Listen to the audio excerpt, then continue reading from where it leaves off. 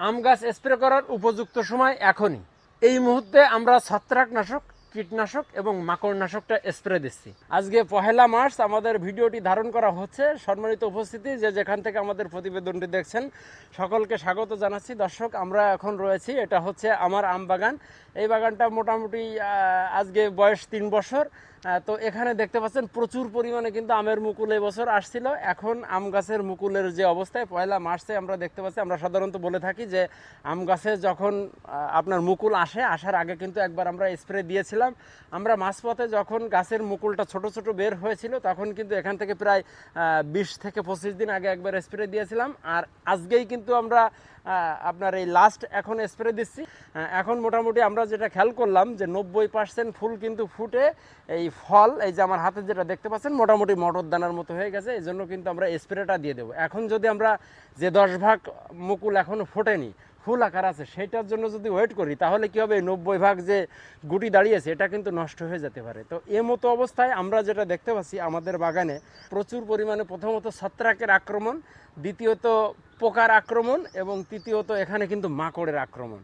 ঠিক আছে, তো এমতো অবস্থায় আমাদের কিন্তু অবশ্যই যদি স্প্রে না দেওয়া হয় আম বাগানে কিন্তু প্রচুর ক্ষতির সম্মুখীন হয়।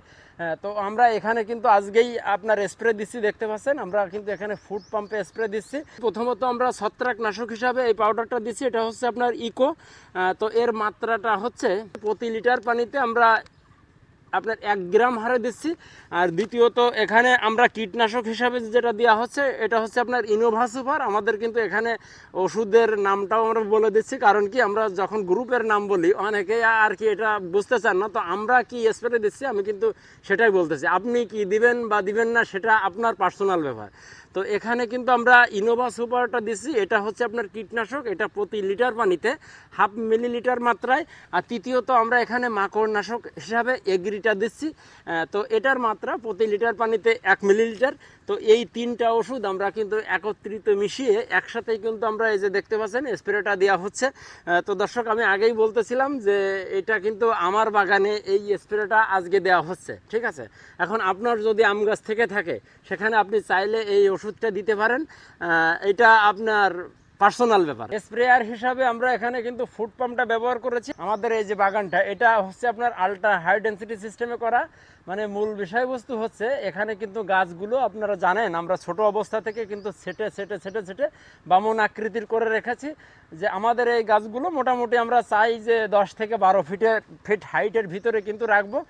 তো গত বছরও কিন্তু আমরা হ্যান্ড স্প্রে দিয়ে আমরা এখানে স্প্রে দিয়েছিলাম। তো এবছর যেহেতু 10 ফিট 11 ফিট এরকম উচ্চতা এসে গেছে, এক্ষেত্রে আমরা এখানে ফুড পাম্প দিয়ে কিন্তু স্প্রে দিচ্ছি। ফুড পাম্প দিলে যে আপনার সুবিধা যেটা হয় সেটা হচ্ছে যে আমের যখন আপনার মুকুলগুলো বের হয়ে যায়, এটা যখন আমে পরিণত হয় তখন কিন্তু এই যে ফুলগুলো সেটা কিন্তু আপনার মানে এটা যদি পড়ে যায় তাহলে খুব ভালো হয়। যখন ফুড পাম্প দিয়ে আমরা স্প্রে দেবো তখন স্পিডটা একটু হাই থাকে, এই যে আপনার মুকুলটা কিন্তু একদম ঝকঝকা চকচকা হয়ে যায়। এক্ষেত্রে আমরা ফুড পাম্প দিয়ে দেওয়াই ভালো। এখন আপনার যদি ছোট গাছ থেকে থাকে সেখানে আপনি ছোট যে হ্যান্ড মেশিন আছে সেটা দিয়ে আপনি দিতে পারেন। আর যদি বড় গাছ হয় সেখানে কিন্তু মাটিতে দাঁড়িয়েই এই ফুড পাম্প দিয়ে দেওয়া সম্ভব। এই জন্য আমরা কিন্তু ফুড পাম্প দিয়ে এখানে স্প্রে দিচ্ছি।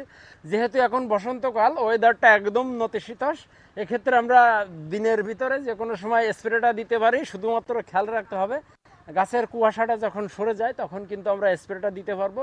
স্প্রেটা দিয়ে কিন্তু আমরা দেখতে হবে, যদি আপনার ওয়েদারটা এরকম বৃষ্টি বৃষ্টি এরকম ভাব থাকে তাহলে কিন্তু আমাদের দেওয়া যাবে না। তো এভাবে কিন্তু আমাদের স্প্রে দিয়ে দিতে হবে। আর এখন যদি আপনি স্প্রে দিতে দেরি করেন তাহলে কিন্তু ছত্রাক প্লাস পোকায় আপনার এই আমের যে ছোট ছোট গুটি আসছে এগুলো কিন্তু সব নষ্ট করে দেবে। এই জন্য এখনই কিন্তু আপনার উপযুক্ত সময় আম গাছে স্প্রে দেওয়ার।